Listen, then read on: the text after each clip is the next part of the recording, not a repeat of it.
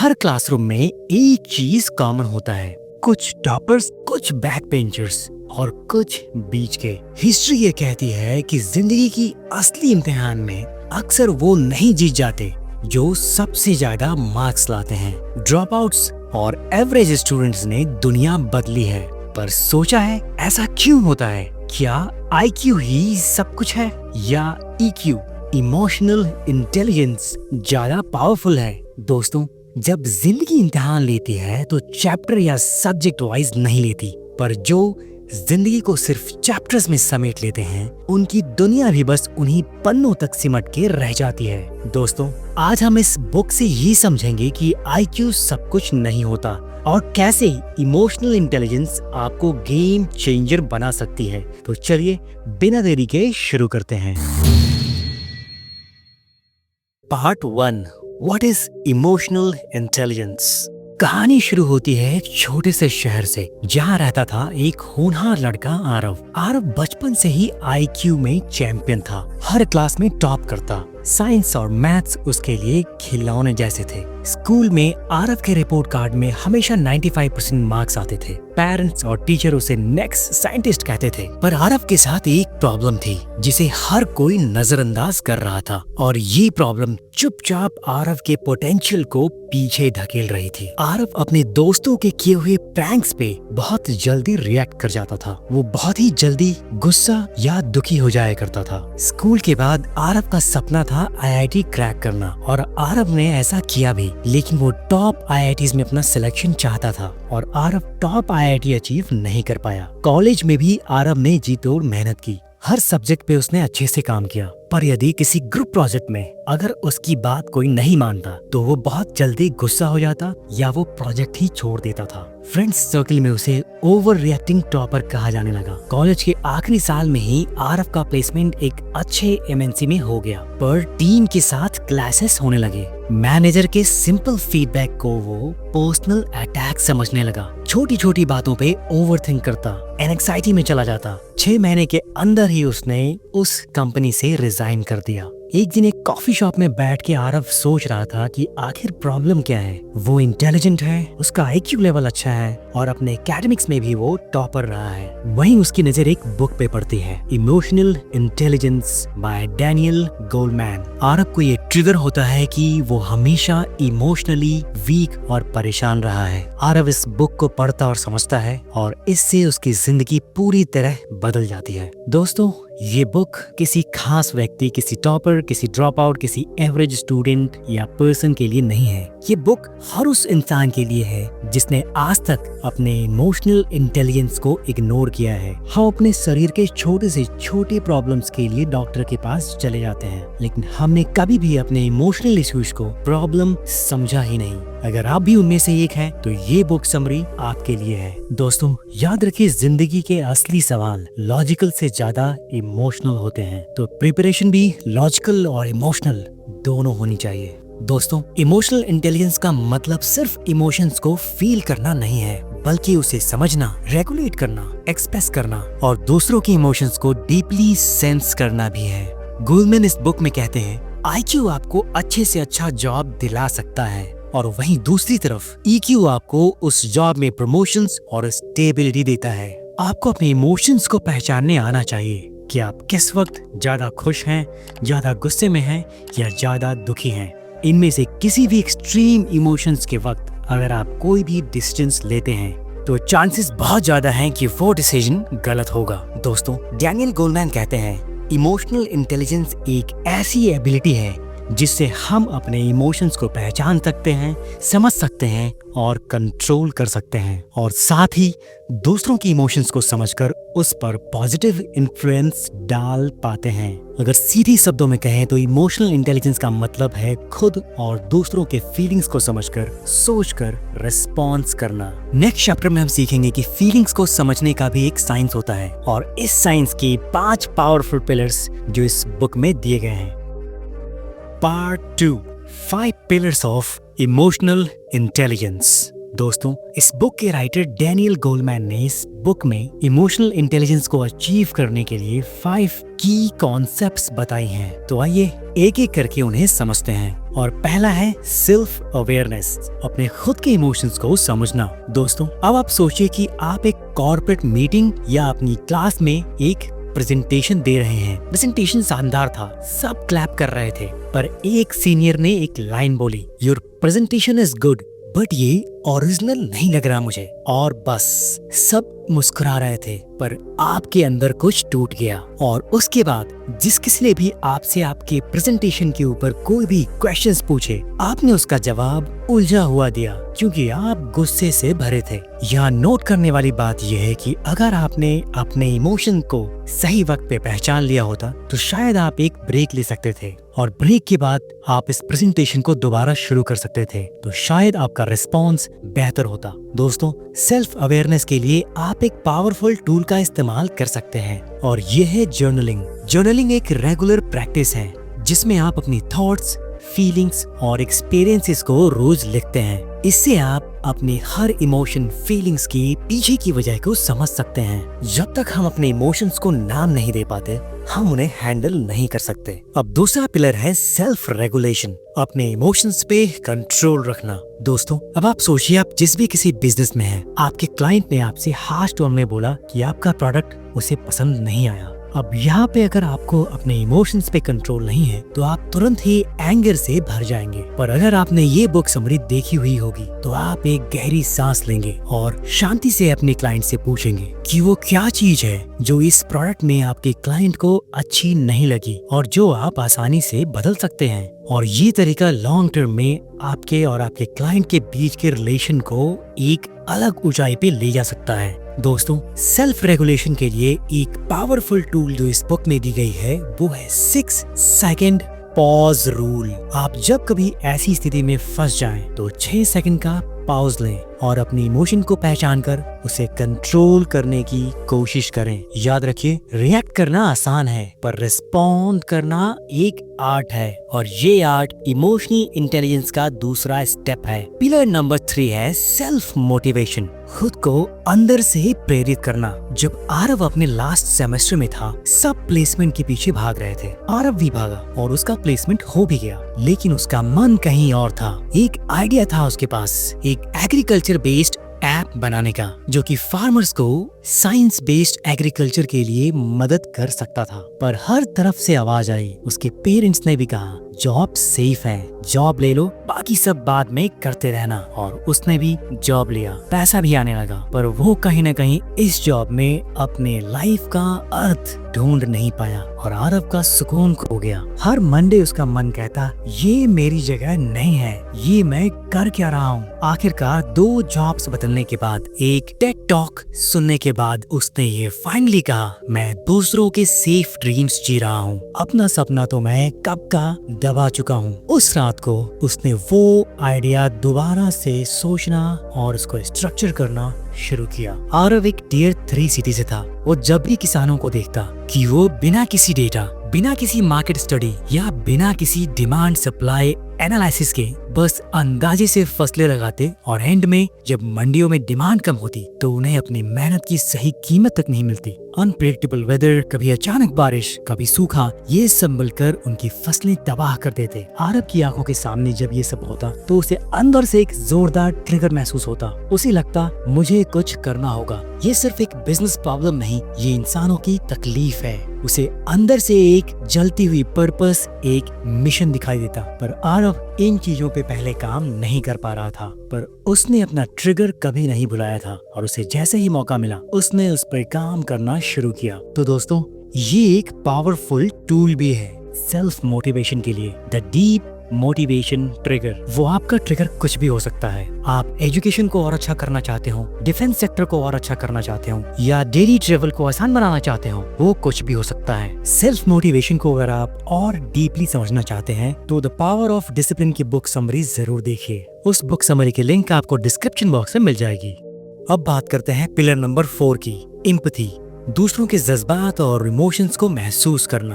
दोस्तों, सहानुभूति एक ऐसी चीज है जो आपके रिश्तों को बदल सकता है। डैनियल गोलमैन इस बुक में लिखते हैं कि दूसरों की भावनाओं को समझना और उनके दृष्टिकोण को अपनाना रिश्तों को मजबूत करता है। एक शाम की बात थी जब आरव अपने घर आता है और देखता है कि उसकी बहन चुपचाप और उदास बैठी थी। इन सिचुएशंस में आरव का रिएक्शन पहले थोड़ा रूड हुआ करता था, लेकिन अब जब आरव ने ये बुक पूरी तरह से पढ़ी और समझी थी तो इस बार आरव चुपचाप जाकर अपने बहन के पास बैठ जाता है और उससे बातें करता है और उसकी बातें सुनता है। उसकी परेशानियों को समझकर साथ मिलकर उसे हल करने की कोशिश करता है। इससे उसकी बहन ने भी रियलाइज किया कि आरव बदल गया है और अब पहले से ज्यादा मैच्योर हो गया है। इस बुक के राइटर डैनियल गोलमैन कहते हैं, एम्पैथी का मतलब है दूसरों के इमोशंस को उनकी नजर से देखना, सिर्फ उनकी बात सुनना नहीं, उनकी फीलिंग्स को एहसास करना। इस बुक में कुछ टूल्स और टेक्निक्स एम्पैथी डेवलपमेंट के लिए दिए गए हैं। एक्टिव लिसनिंग, पूरा सुनना, नॉन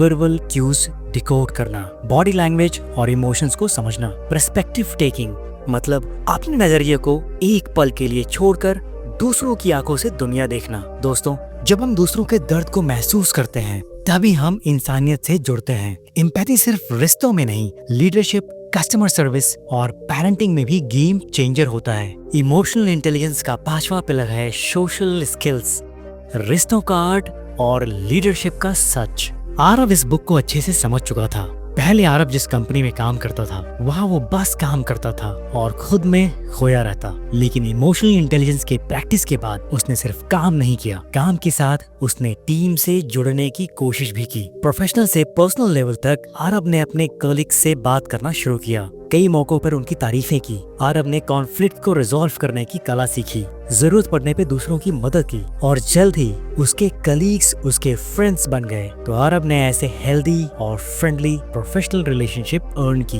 दोस्तों, लीडरशिप में भी सोशल स्किल का इम्पोर्टेंस बहुत ज्यादा है। अगर एक लीडर के अंदर सोशल स्किल है तो उसकी टीम किसी भी नामुमकिन को मुमकिन कर सकती है। इसी समझते हैं एक सच्ची घटना पे आधारित कहानी से। लीडरशिप का इससे अच्छा एग्जाम्पल आपने कहीं सुना नहीं होगा। साल था 1979 और इसरो तैयारी कर रहा था SLV-3 के लॉन्च का। मिशन डायरेक्टर थे डॉक्टर APJ अब्दुल कलाम। ये सैटेलाइट सही समय पे लॉन्च हुआ। इसे अर्थ के ऑर्बिट में जाना था, पर ये जाके गिरा बे ऑफ बंगाल में एक टेक्निकल फेलियर के कारण और ये मिशन पूरी तरह से फेल हुआ। डॉक्टर कलाम मिशन डायरेक्टर थे तो ये पूरी फेल की जिम्मेदारी उनकी थी। लेकिन तभी इसरो के चेयरमैन आते हैं सामने, डॉक्टर सतीश धवन, और वो लेते हैं इस पूरी फेलियर की जिम्मेदारी। और शायद इसी की वजह से ठीक अगले ही साल 1980 में ये सैटेलाइट लॉन्च, ये मिशन डॉक्टर कलाम के अंदर ही सक्सेसफुल रहा। और तब डॉक्टर सतीश धवन ने डॉक्टर कलाम से कहा कि वो जाके मीडिया ब्रीफिंग करें और इस मिशन के सक्सेस का चेहरा बने। और शायद ऐसे ही लीडरशिप और लीडर्स की वजह से आज इसरो पूरे विश्व में अपना लोहा मनवा चुका है। इस बुक के राइटर डैनियल गोलमैन कहते हैं कि सोशल स्किल सिर्फ कम्युनिकेशन स्किल नहीं है, बल्कि ट्रस्ट बनाना, इन्फ्लुएंस करना और कॉन्फ्लिक्ट्स को रिजॉल्व करना है। एक इमोशनली इंटेलिजेंट लीडर अपनी टीम को फील करवाता है कि मैं तुम्हारे साथ हूँ, चाहे वो फेलियर हो या सक्सेस। अपने अंदर सोशल स्किल्स को बिल्ड करने के लिए ये बुक हमें कुछ टूल्स और टेक्निक्स बताती है, जैसे कि इफेक्टिव कम्युनिकेशन, आपकी बातों में क्लैरिटी और दूसरों के लिए सेंसिटिविटी होनी चाहिए, कॉन्फ्लिक्ट रेजोल्यूशन, एंगर नहीं understanding, and leadership through empathy, लोगों की फीलिंग्स के साथ डिसीजन लेना। दोस्तों, अब तक हम साइकोलॉजिकल लेवल पे इमोशनल इंटेलिजेंस को समझने की कोशिश कर रहे थे, पर अब हम साइंस की मदद से इमोशनल इंटेलिजेंस को समझने की कोशिश करेंगे। तो नेक्स्ट है part 3, brain science, neuroscience behind emotional intelligence. एक शाम आरव अपने इनबॉक्स में एक मेल पढ़ता है। सब्जेक्ट लाइन था, योर प्रोजेक्ट इज रिजेक्टेड। एक सेकंड में उसका चेहरा लाल हो जाता है, दिल तेज धड़कने लगता है और गुस्से में वो रिप्लाई लिखने लगता है, बोल्ड, हार्श और डिफेंसिव रिप्लाई। पर तभी उसे इस बुक की एक बात याद आती है और वो रुक जाता है। वो 6 सेकंड का पॉज लेता है, डीप ब्रीदिंग करता है, और ये था उसका इमोशनल इंटेलिजेंस इन एक्शन। इस इंसिडेंस में नोटिस करने वाली सबसे इंपॉर्टेंट चीज है एक क्विक रिएक्शन, जो कि आरव करने वाला था। इस बुक के राइटर डैनियल गोलमैन कहते हैं, इमोशन ब्रेन के एक पुराने हिस्से में, जिसे लिम्बिक सिस्टम भी कहते हैं, वहाँ ओरिजिनेट होता है। आइए इसे गहराई से समझते हैं। लिम्बिक सिस्टम प्रिमिटिव ब्रेन का हिस्सा होता है। प्रिमिटिव ब्रेन आपके ब्रेन का वो हिस्सा है जो आपके पैदा होते ही डेवलप होना शुरू हो जाता है, इसीलिए इसे सबसे पुराना हिस्सा भी कहा जाता है।